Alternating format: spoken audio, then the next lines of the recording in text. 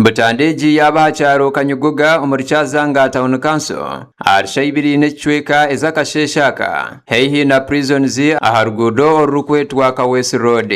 Abantu abafeero omuri Butandeji harimu Magembe Rogers w'emyaka 30 na Ndaura Scovi w'emyaka 54, Banama Amos w'emyaka 16 hamwe na Javira Taremu w'emyaka 17 obwaba boona bari aba family emwe ababeire nibatura aha kyaro Kibimba ekirukushanga omuri kyazanga Rural District ya Rwengo.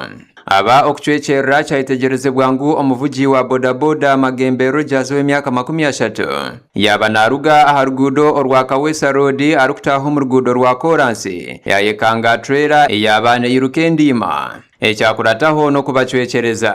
Obwo batakagwire omuri Butandeji kyayitegerezebwa ngu abagenzi baba bariyo nibaza kusharura ebicyori ebibahingire omu bicweka bya Kyazanga. Tufudde ekikangabwa ky'amaanyi nnyo olw'abantu baffe bano abafudde. Omukadde waffe omu babadde bava mu kyalo badda mu nnimiro genda okukolako kususa kasooli, leera neeva oluguudo oludda e Kampala neeserengeta negira mu supiidi okudda ekyazanga obojja eno okudda e Kampala nawe oba okkirira omoloka tewali wadde ampusi n'emu. Badde bakedde ku makya nga bagenda kususa kasooli, omu mukyala Safani, omulala mutabani wa Sendawula gwe bayita Magembe, omulala mutaani wa Toofa naye bonna nga batuuze b'Ekibimba B. Mutaani wa Toofa owookuna yabadde yazze naye nayagala agende enoonyeza ekikumi agende ne banne basuse kasooli. Mu mbeera egyo abatuura gye nibagira ngu omwanya ogwo gurugiriireho abantu bingi okushuuma okuzimu ahabw'enjeri eyihakozirwemu, nahabw'ekyo nibashaba gavumenti ngu eteekeho za hampusi kiyambeho okuzibira abadriva okuvuga endiima. Moloka bwefuluma Masaka oba togirengera ng'ofuluma Kawesi Road.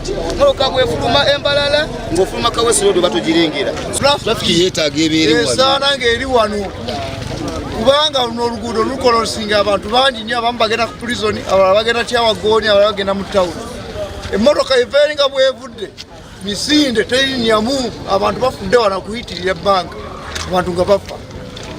Abantu benda ngu hateekweho n'abasurukale ab'ebyahantambula ba trafiki omu mwanya ogwo babaase okureebuuza abadriva abarukuvuga endiima hamwe n'abo abatarukuratira biragiro. Abantu bangi oluguudo oluva Embalala n'oluva Masaka, gavumenti etuyambe tuterewo hampusi tusobole okuba nga tutasibwa ku bantu baffe abafiira mu kitundu kino. Wakafiira abantu abasatu mu 3 ekiseera kitono nnyo, n'olwekyo tusaba gavumenti etuyambe. So tuba twetaaga hampusi moloka ne sala speed. Omuntu n'aba nga asobola okuyingira oluguudo ng'alengera ekiva e Masaka n'ekiva e Mbalala, tusobola okukuuma obulamu bw'abantu baffe. Tusaba Muzeeyi Museveni tuyambe tuterewo wano hampusi wano ekyalo kiweddeko abantu bonna bakiweddeko. Buli abantu bagenda kulima bagenda kukola ki, emmotoka zidduka wano sipiidi ennene nnyo.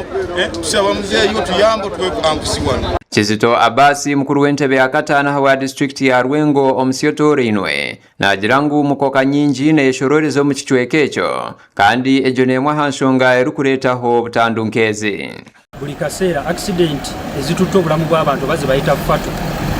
Mu myaka 5 egiyise ebitundu 75 Rwengo ziva mu kifo kino, era nga twagala okwebuuza lwaki twagala Ministry ya Works eveeyo oba tuterawo ampusi oba eteekawo signage eziraga nti wano oyingira mu kibuga okulaba nga ekintu kino kikoma. Tufunye okweraliikirira era tusaasira nnyo abantu bonna abafiiridde mu njege eno. Omugambirizi wa poliisi ya Masaka Empango Twaha Kasirye yahamya Butandeji kandi yatwamiza kuba kwasire James Mabluti Mwayi driver wa trailer omunyakenya okubayambaho omukusheruriza, kwonka yajumirira aba driver abarukuvuga ebyiruka bakavuga endiima aha nkuuto.